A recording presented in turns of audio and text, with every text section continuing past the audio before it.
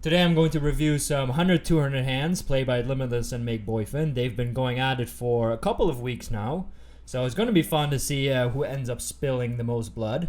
I'm pretty sure a lot of blood has been spilled by now. I think Limitless got the edge at first, winning probably a few 100k, but makeboifin seems to be making a comeback. I like both guys, they're both buddies of mine, so I'm not really rooting for anybody, but I just want to see some fun, right? I just want to see some good hands.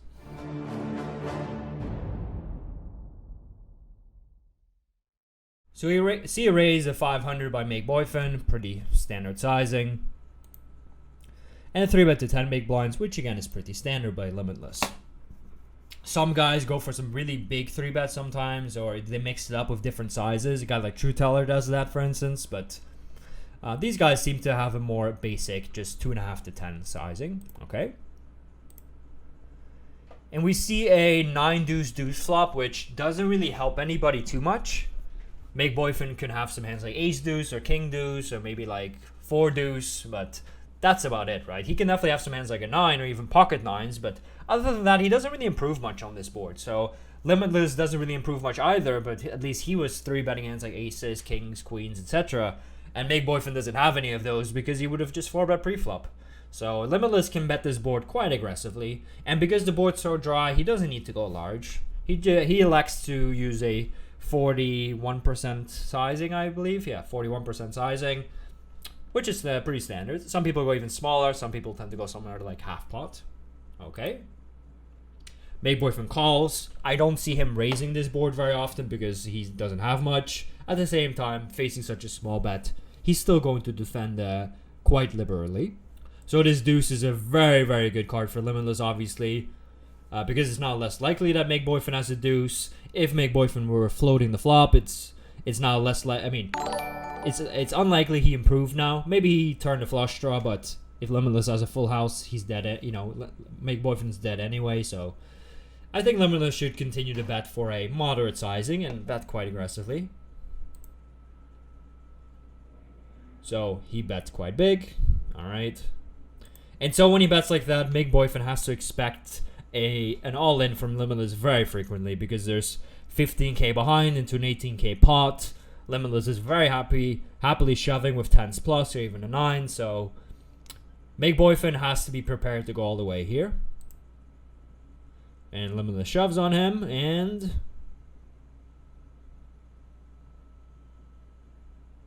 wow, interesting. All right, so Limitless 3-bets pre-flop, obviously, with pocket 8s heads up against something like 80%.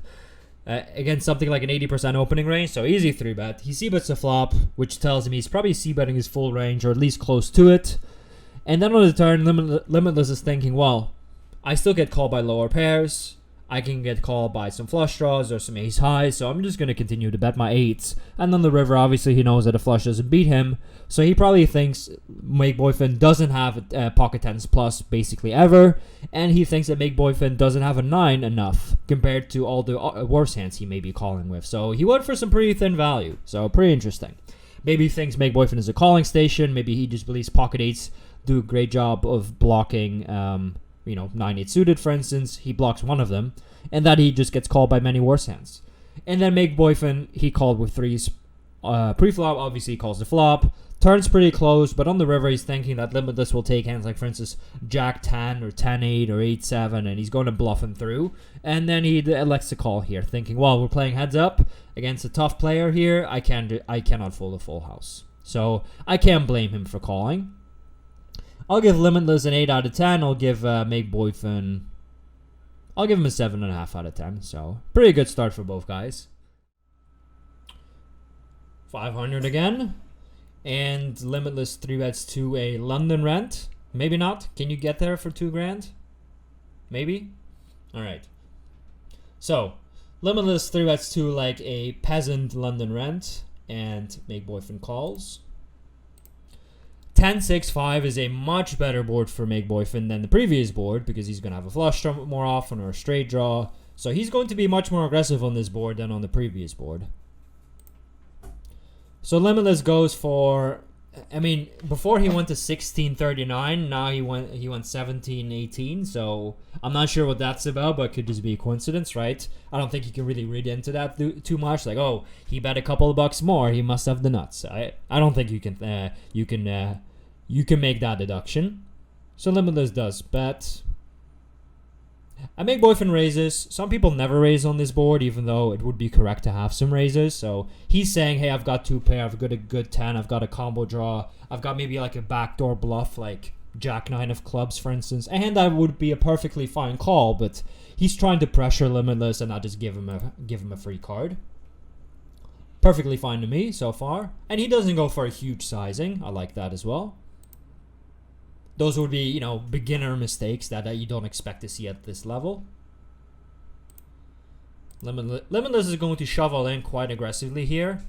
If he had a hand like, for instance, pocket queens, his hand is definitely good enough to shove with all the fold equity he has and just the equity against Make Boyfriend's get-in range. And it's a hand that just wants to get a bit of value and protection, right? There's so many ugly runouts for a hand like pocket queens. But he's also going to call a lot. So let's see what he calls with. And this is very interesting. So Limitless decides to lead out on the king. He's basically saying, like, hey, Make Boyfriend, I know you got the nuts sometimes, but I know you don't have a king much. So whereas I would bet call a king on the turn much more often than you would raise it, so I'm going to lead out and, apply some pressure to your bluffs and just put you in a tough spot with a lot of hands. Let's see what Make Boyfriend does. Okay, so Make Boyfriend says, fuck your fancy plays, I'm just going to shove. I got 6-5 suited, I got 2 pair. I'm hoping you call me with king, queen of hearts, and we get it in, and I'm going to win. And Limitless thinks, well, that's too much for me, I'm going to fold. So Make Boyfriend is not going to shovel in very frequently on this turn, just because it's not a good turn for him, right? That's one of the reasons why Limitless led. But he still gets to raise sometimes, so I'm guessing a hand like 6-5 suited. If I had to pick one hand that Make Boyfriend had, 6-5 suited could have been the one. If you got, let's say, pocket 10s in Make Boyfriend shoes, that's not really a hand you want to raise on the flop much, right? Your hand's too good.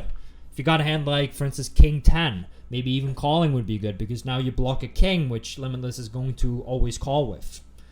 So Make Boyfriend will be tight here. He will mostly just call and fold, but he did shove and he won the pot.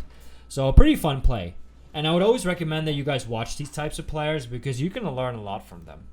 I would generally recommend that if you've never looked into a leading spot like that, don't do it, right? It's better to play a good strategy very well than a perfect strategy poorly. So if you've never looked into leading, don't just try something and then all of a sudden you end up in a big pot and you think, well, I have no idea what to do right now. So first do some research as to how you could potentially lead some cards and then you implement it into your game.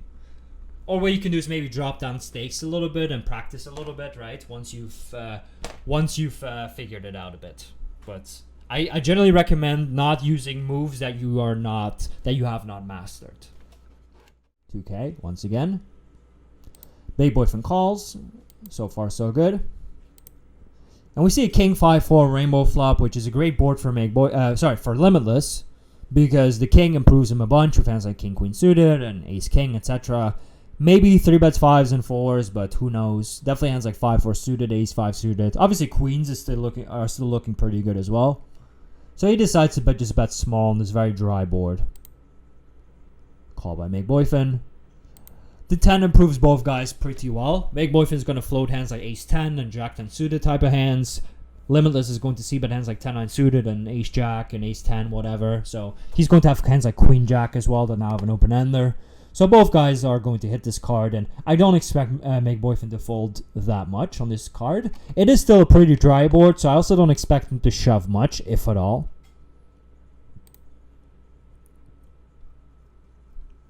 Make Boyfriend does call, and the 5 is Make Boyfriend could have hand like maybe 5-6, ace 5 for sure, but other than that, it doesn't really improve him. So if Make Boyfriend were slow playing a hand like king 10, for instance, and like aces is not better. So pretty good card for Limitless. At least he does brick his draws, which hurts him. I see him mostly shoving, which he does. All right. And Make Boyfriend with the quick call. Wow, aces. I mean, aces are well played here. He 3-bets his hand. He c-bets the flop. You could end up checking the turn sometimes and being deceptive and trap him. It's a good play, but betting is standard. And on the river, I think shoving is probably the best play as well. You could check and hope that makeboifin shoves a king anyway, and then you can, check call against hand like 6-7 or queen jack. That's also a cool play. So always fast playing your good hands is obviously not the right play. You have to mix it up. But mainly betting with aces, I think, is definitely fine. And makeboifin thought, well, Limitless is a thin value better. We saw it in the pocket eights hand. He could have the same hand in king jack. He could be bluffing with hand like jack 9 or queen jack or 6-7, 7-8, ace 3, ace deuce, maybe just some random weird hand sometimes like 8-9 suited. So I'm not going to fold a hand like king jack, which is very high up in my range. I could even split sometimes, maybe I even win sometimes against the king, who knows. So yeah, I don't think he should fold unless he thinks Limitless is just not capable of bluffing enough in this spot, which he definitely is. I mean, we've seen him many times. Then he should just end up calling, and he knows he's usually going to lose to a hand like ace king or king queen, but so be it. Makeboifin is getting good odds on a call, so he doesn't need to win every single time. The pot's 12k, and Makeboifin had to call 14k, so he needs to win around, 35% of the time. So if Limitless is bluffing about a third of the time, a bit more, then this is a call. And of course, you have to, this hand obviously blocks some good value bets as well, because, if you have a king in your hand, it's not less likely that Limitless has a king, right? Because there's only 2 left. Whereas if you have a hand like ace 4, yeah, you block pocket 4s, but you don't block hand like king queen, for instance. So, all right, I'll give Limitless an 8 out of 10. I'll give Makeboifin an 8.5 out of 10. Limitless has a lot of options here. Makeboifin does not. Makeboifin could maybe 4-bet pre-flop, but calling is standard, call flop standard, call turn and river also standard. He did nothing wrong. Whereas Limitless could maybe check the turn, he could maybe check the river. So, nice play by both guys, as you would expect, right, from such good players. 2.5 again. 1 Maltese rent, 1 London rent, 1 Monaco rent. All right, and Makeboifin is going to call the Monaco rent. And we see an ace-10 3-flop, which is an amazing board for Limitless, of course, because he's going to still 4-bet 10 sometimes, I assume, probably every time. And aces and ace-king, and even some hands like ace-queen suited, or even bluff 3-bet with hand like ace-4 suited, which is top pair. So Limitless is going to crush this board. He's also going to have hands like jacks that are, good hands on this board, but not amazing.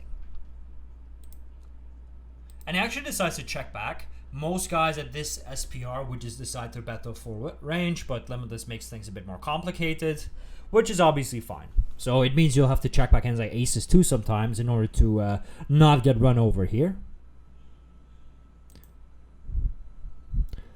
Makeboifin bets half pot, pretty big bet.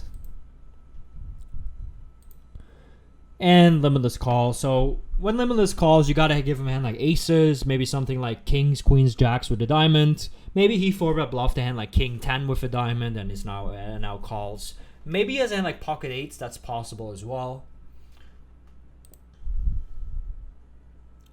Makeboifin shove. So Makeboifin is representing probably ace jack suited plus or ace jack plus, something like that. Maybe slightly stronger. It depends on what he thinks of Limitless's range.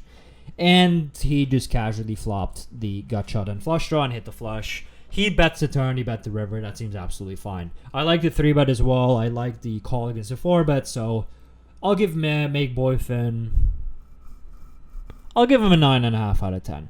Limitless, well, he thinks, well, I beat 6-7, I beat queen jack, I beat maybe some kind of king queen with the queen of diamonds type of hand. Maybe Makeboifin bluffs with a hand like 4-5 suited that's not a flush, or 6-5 suited, that type of stuff. He of course could have more hands like jack 9, that type of hand, king jack suited. So it's okay. Obviously you have to be quite tricky by checking back to flop and check back hands that can actually snap call here, like whatever, king 7 of diamonds, something like that, or a hand like aces, right? So you have to be deceptive. So I don't mind Limitless's call. He does a good job of unblocking Makeboifin's bluffs, and he does a good job of blocking some of the value hands like king queen of diamonds, king jack of diamonds, king 10 of diamonds, king 9 of diamonds, etc. So I'll give Limitless an 8 out of 10. What do you guys think about this one? This one is quite interesting, actually.